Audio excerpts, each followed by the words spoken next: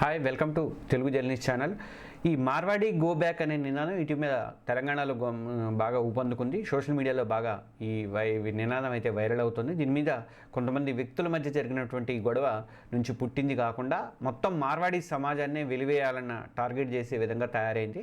స్థానిక వ్యాపారులు మార్వాడీలు తమ వ్యాపారాన్ని బిజినెస్ని దెబ్బతీస్తున్నారని చెప్పేసి ఉపాధి అవకాశాలు లేకుండా చేస్తున్నారని ఆరోపిస్తుంటే ఇది హిందూ సమాజాన్ని చీల్చే కుట్ర అని చెప్పేసి కొంతమంది పొలిటికల్ లీడర్స్ అంటున్నారు.